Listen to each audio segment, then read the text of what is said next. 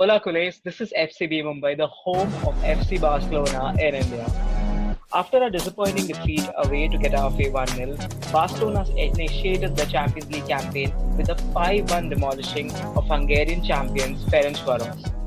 Joining me in the panel today are a few Kules as we take a look at the highs and lows of the game and how Barcelona can manage the next few games coming up.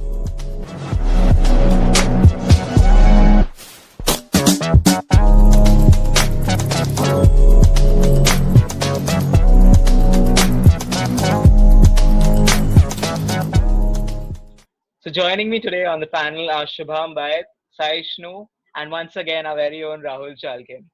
So we'll start with you, Saishnu.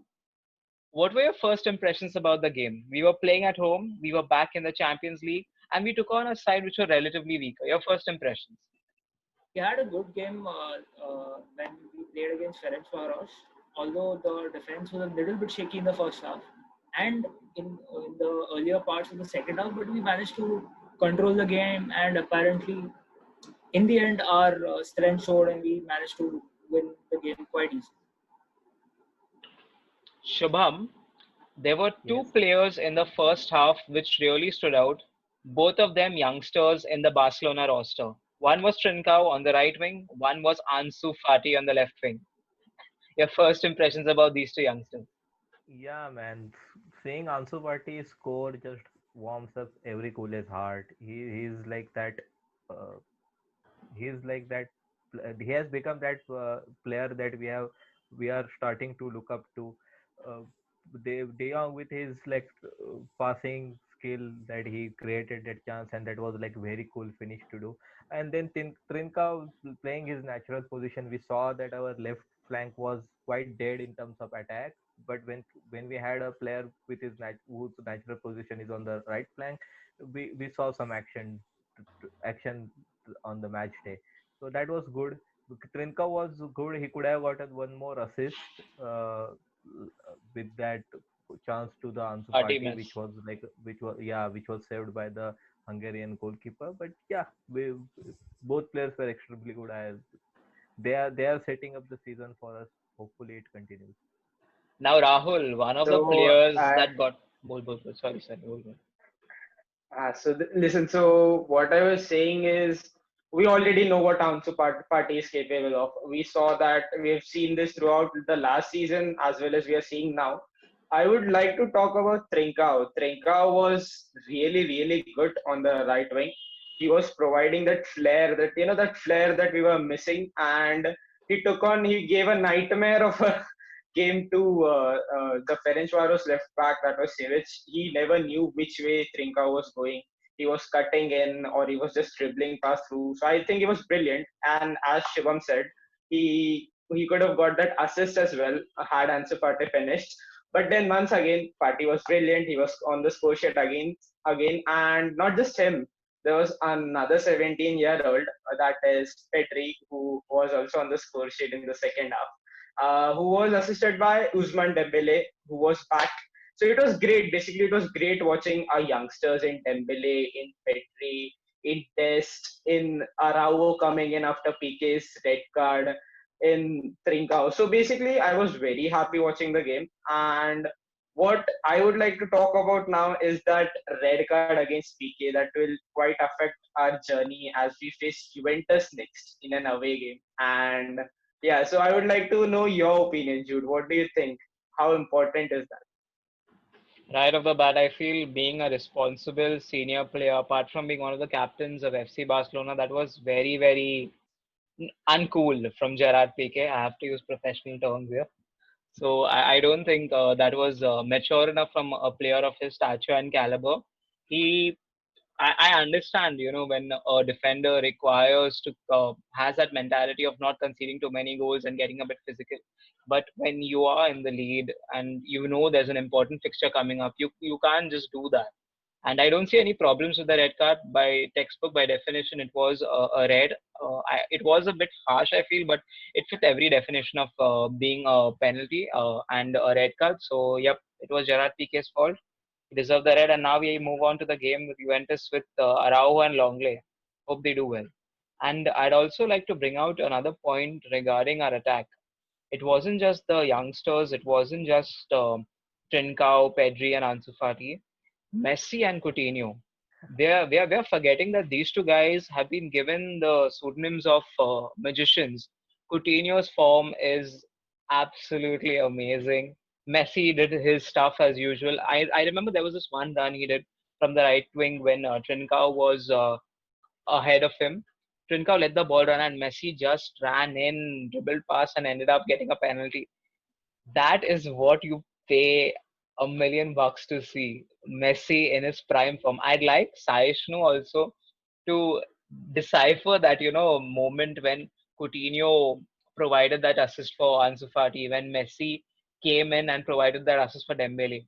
These players don't need to score. They create magic and they create chances which are more than enough for us. I'd like Saishnu to speak something about that.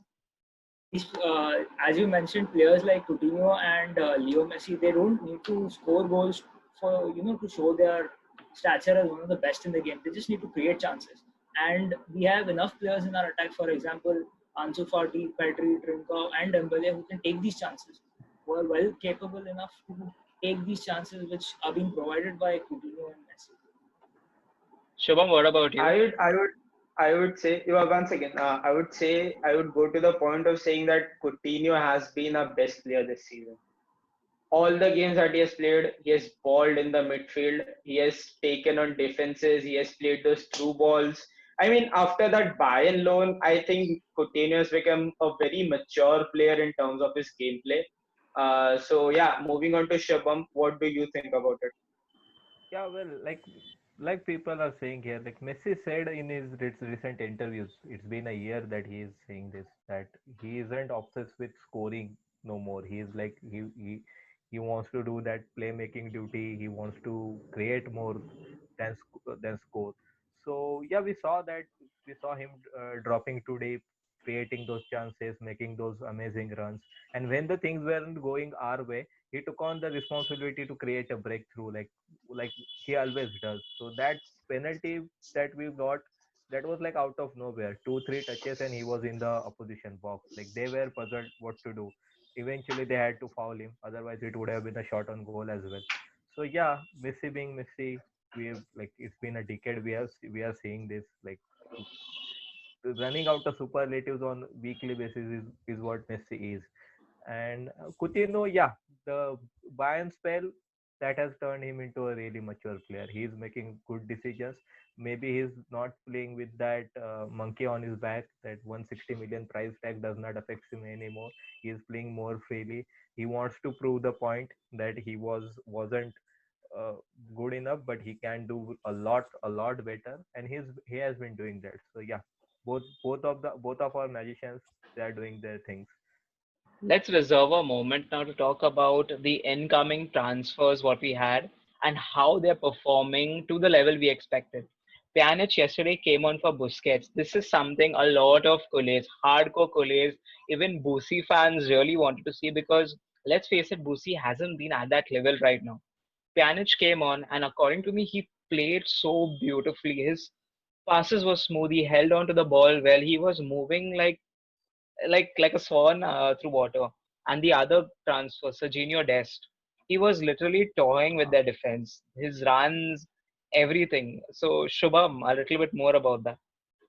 Well, Pjanic transfer was a mess. Like our board did a number on it, that transfer, and that's what bothers all the Kule most. That how Pjanic came into the club. We obviously know he is a quality player. He can bring that quality to the Barcelona midfield, and we saw that yesterday. So yeah, it's good to see that Pjanic is doing well. Uh, the drama that happened in his transfer, that is not affecting him. He's just focusing on his game, and hopefully he continues to do that. That would be a really good He thing was for he him. was he was pretty good actually. He was playing those. He was trying to lob that ball, to lob the balls, or play through balls. I mean, as soon as he got the ball, he was always looking to create an attack. No matter what position he is in defensive position, or he was ahead in the attack. But he was always trying to create something, trying to link up with Messi. And now talking about free kicks, he's also one of the best free kick takers. But I don't think he's going to get one ahead of Messi. Although I would love to watch him take one. So yeah, as soon as I said that, I saw a smile on Saishnu's face. So Saishnu, what do you think about Pjanic's performance? Pjanic had a really good game yesterday, slotting into the Busquets role, and his passes were absolutely good. And we've seen him in various over the few years. His passing has been good, so he just brought that game back into the club. And as Shubham said, he did not let the saga around this transfer affect him. Now, one player who doesn't get a lot of attention from Culés these days is our goalkeeper, our stand-in goalkeeper Neto. Yes. And he hasn't made us, feel that Ter Stegen is missing that much. Come on, we're talking about arguably the best goalkeeper in the world here, coming in to fill in the boots of someone at a club like Barcelona who's going through a crisis when their main goalkeeper, who is touted to be the best in the world, is off nursing an injury, a surgery rather. He has stepped in at times. I remember there were stops against Sevilla, there were stops even against Getafe and Ferencvaros, which could have taken the game away. He was very, very on spot, sharp, and he didn't have that positional imbalance which a lot of goalkeepers for the Barca B team have had. So, what are your opinions on it, Rahul?